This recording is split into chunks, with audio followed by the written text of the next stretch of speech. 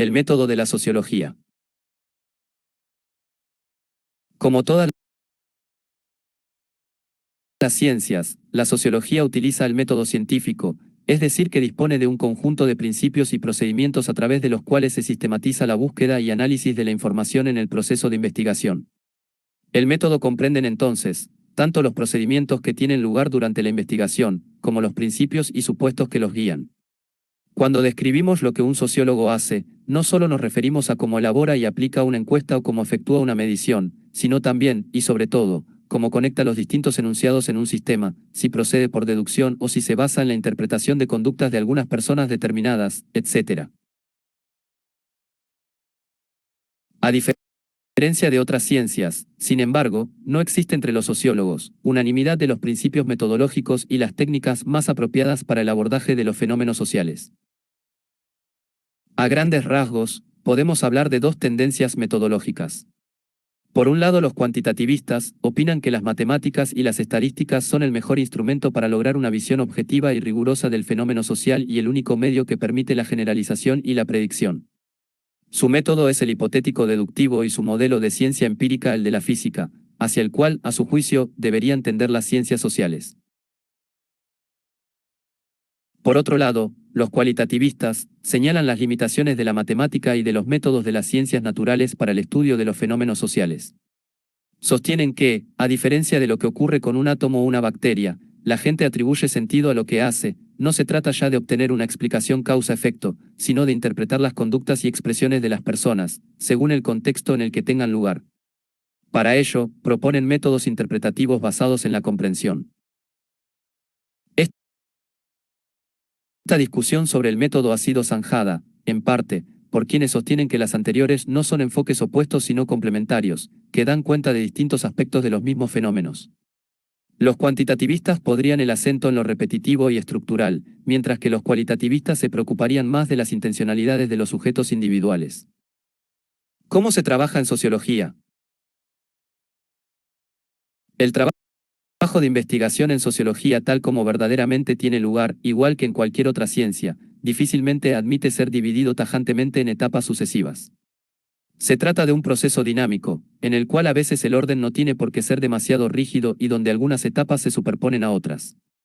Además, las diferencias en los encares metodológicos hacen que sea difícil el plateo de un único modelo de investigación.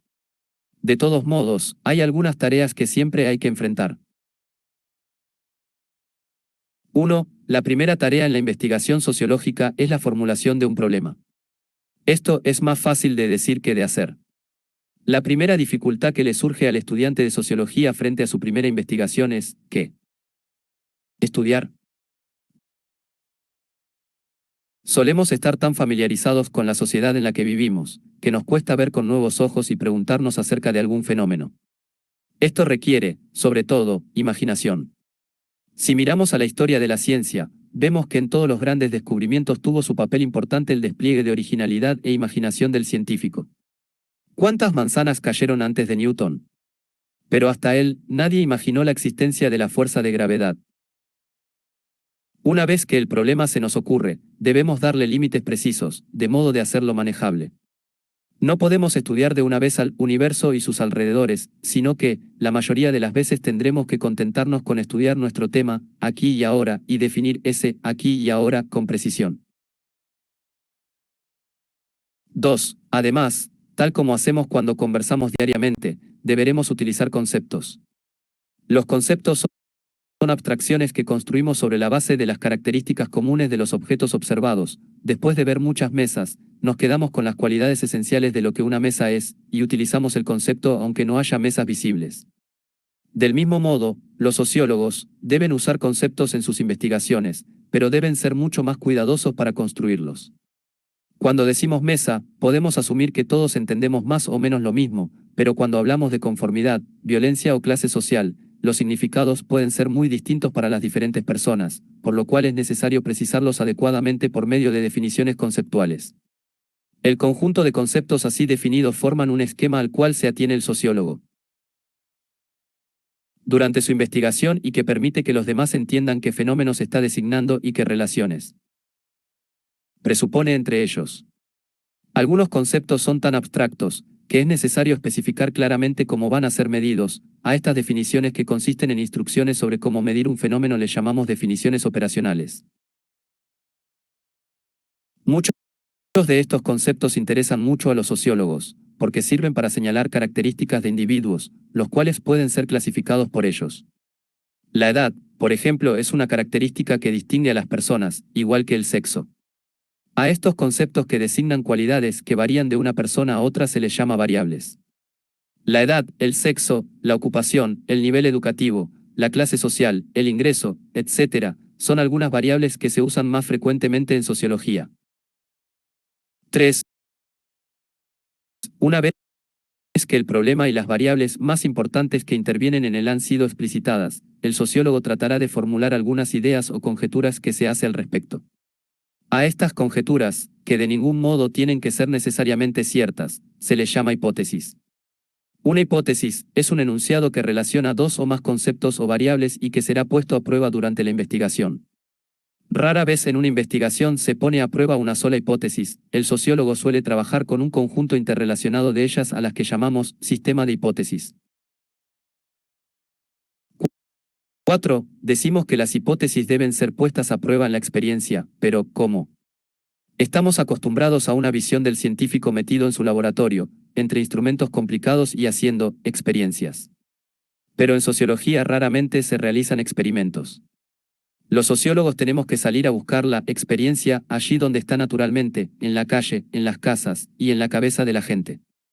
Esto se hace a través de un conjunto de procedimientos llamadas técnicas de investigación social, tales como la encuesta, la entrevista, la observación, etc., entre las cuales se eligen según las necesidades del problema.